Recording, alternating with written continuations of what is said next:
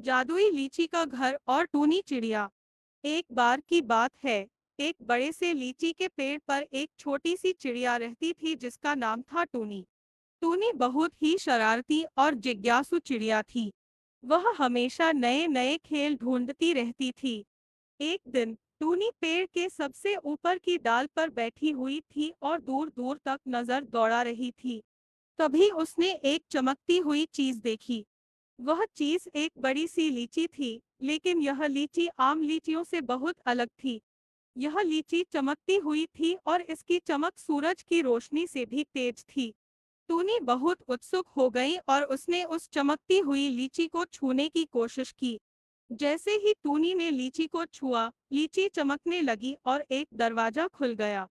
टूनी बहुत हैरान हो गई और उसने धीरे से दरवाजे को खोला। दरवाजे के अंदर एक छोटा सा घर था जो पूरी तरह से लीची से बना हुआ था। घर के अंदर सब कुछ बहुत ही खूबसूरत था। दीवारें चमकती हुई थीं, फर्श पर मुलायम गलीचा बिछा हुआ था और एक छोटा सा टेबल और कुर्सियां भी थी। टूनी उस घर में घूमने लगी। उसने घर के हर कोने को देखा। घर के अंदर एक खजाना भी छिपा हुआ था। खजाने में चमकदार पत्थर, रंगीन पंख और कई और कीमती चीजें थीं। टूनी बहुत खुश हुई और उसने वह सब कुछ अपने साथ ले लिया। लेकिन जैसे ही टूनी घर से बाहर निकली, उसे एक आवाज सुनाई दी। आवाज ने कहा, तुमने मेरा घर तोड़ दिया है। टूनी घबरा गई और उसने देखा कि आवाज एक छोटी सी परी की थी। परी बहुत दुखी थी।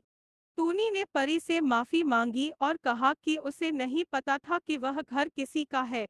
परी ने टूनी को माफ कर दिया, लेकिन उसने टूनी को सारी चीजें वापस करने के लिए कहा। टूनी ने सारी चीजें परी को वापस दे दी। तब से टूनी ने कभी किसी और का सामान नहीं लिया। उसने सीखा कि किसी और की चीज लेना गलत है। और वह हमेशा खुश रहती थी, क्योंकि उसके पास उसके दोस्त थे और एक खूबसूरत पेड़ था जिस पर वह रहती थी। कहानी का संदेश। यह कहानी हमें सिखाती है कि हमें किसी और की चीजें नहीं लेनी चाहिए। हमें हमेशा ईमानदार रहना चाहिए और हमें दूसरों की भावनाओं का ख्याल रखना चाहिए। ईमानदारी। कहानी में टूनी ने जब परी से माफी मांगी और सारी चीजें वापस कर दी, तो उसने ईमानदारी का गुण दिखाया। दूसरों की भावनाओं का सम्मान। टूनी ने जब परी को दुखी देखा तो उसे बहुत बुरा लगा और उसने परी से माफी मांगी। संतुष्टि। टूनी के पास पहले से ही बहुत कुछ था, फिर भी वह और चीजें लेना चाहती थी। इस कहानी से सीखने को मिलता है कि हमें जो कुछ है, उसमें खुश रहना चाहिए।